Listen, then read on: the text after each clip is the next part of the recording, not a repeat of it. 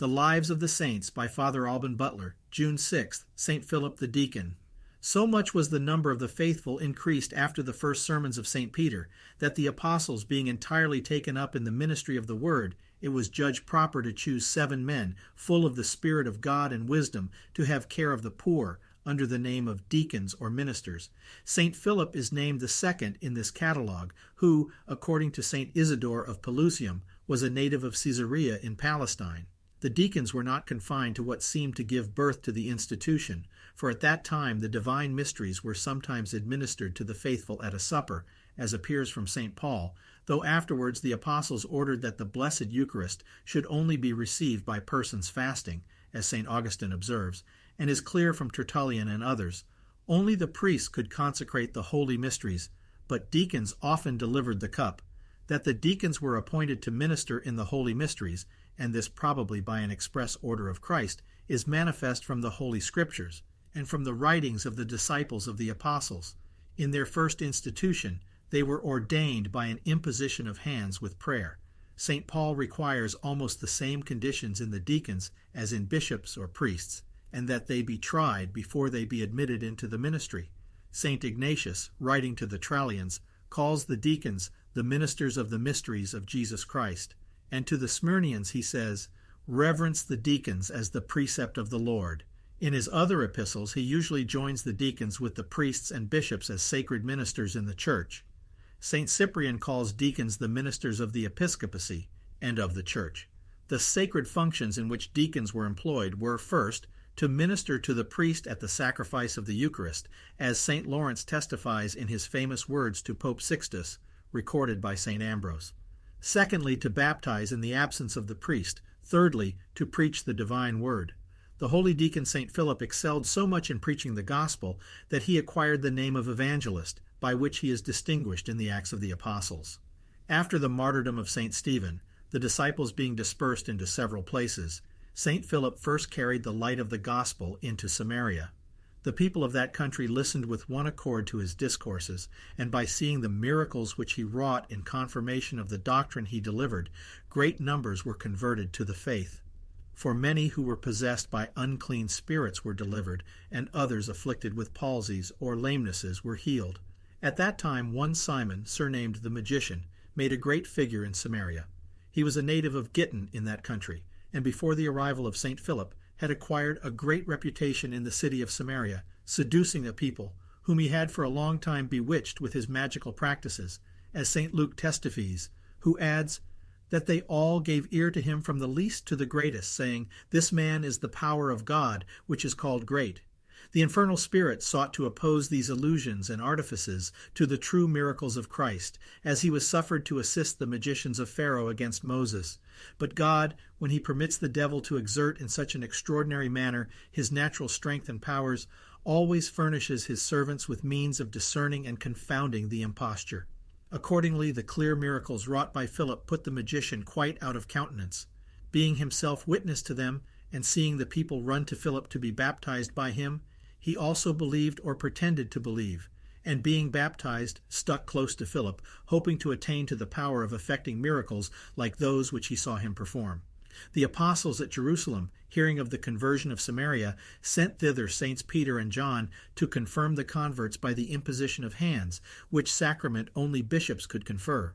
With the grace of this sacrament, at that time were usually conferred certain external gifts of the miraculous powers. Simon, seeing these communicated to the laity by the imposition of the hands of the apostles, offered them money, saying, "Give me also this power, that on whomsoever I shall lay my hands, he may receive the Holy Ghost."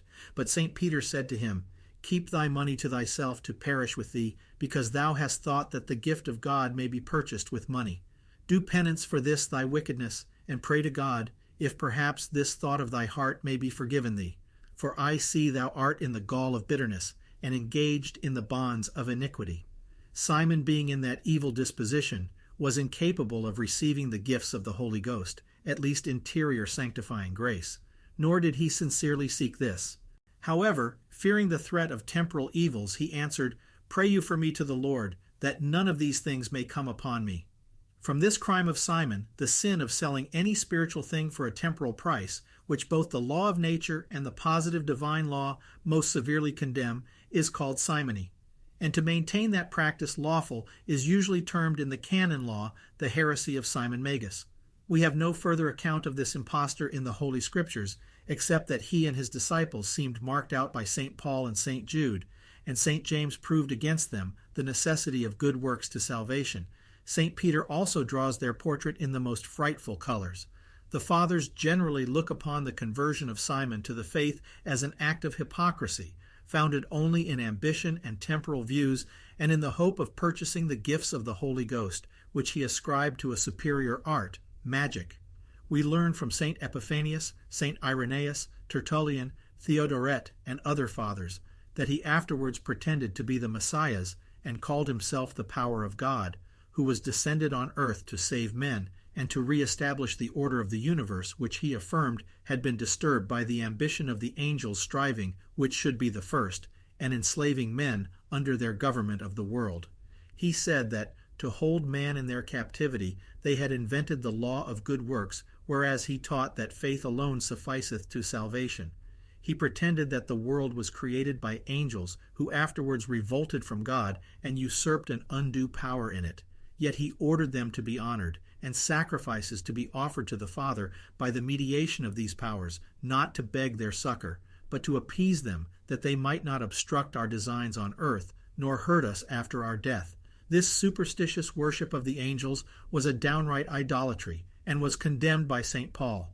See on it Tertullian, St. Epiphanius, and Theodoret. Simon rejected the Old Testament, saying it was framed by the angels, and that he was come to abolish it. Having purchased a beautiful prostitute at Tyre, he called her Helena, and said she was the first intelligence, and that the Father through her had created the angels. He often called himself the Holy Ghost, which name he sometimes gave also to Helena. He required divine honors to be paid to himself under the figure of Jupiter, and to Helena under that of Minerva. He denied free will, and sowed the seeds of the abominations afterwards propagated by the Gnostics. His extravagant system was a medley formed from paganism and the Christian, Jewish, and Samaritan doctrines.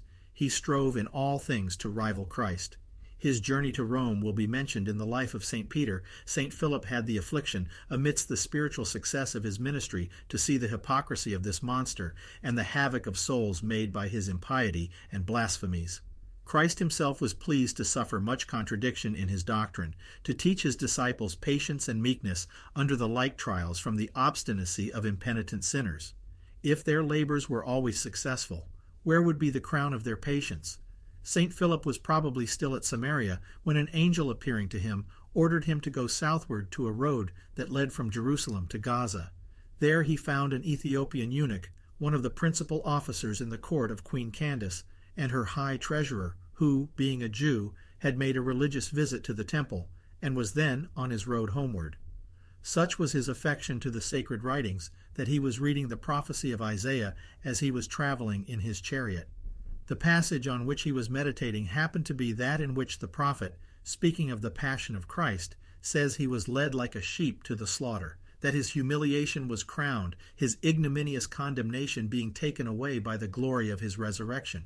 For who can explain his eternal generation, or the glorious resurrection of his humanity, which is as it were a second miraculous birth? St. Philip expounded to him this text, which the eunuch did not understand, instructed him perfectly in the faith, and baptized him. After which the eunuch, returning home full of joy, became the apostle and catechist of Ethiopia his country, as St. Jerome assures us from Eusebius. The Abyssinians to this day regard him as their apostle. As for St. Philip, when he had baptized his illustrious convert, he was conveyed by God to Azotus, where he published the gospel, and in all the other towns in his way to Caesarea, the place of his ordinary residence, 24 years afterwards. St. Paul, when he came thither in 58, lodged in his house. His 4 daughters were virgins and prophetesses. St. Jerome says they preserved their virginity by vow, or at least out of devotion.